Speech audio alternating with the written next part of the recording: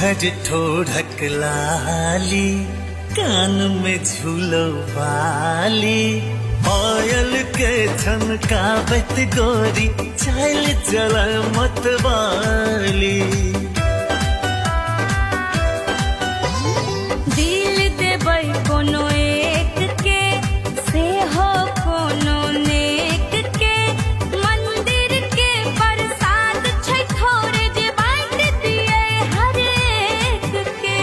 मातल दिल अमरोहने, मातल दिल अमरोहने, मुझा कहे मैं डरा गले तोहर लाल रंग के बिंदिया, पूरा इंडिया हिला के चल गले।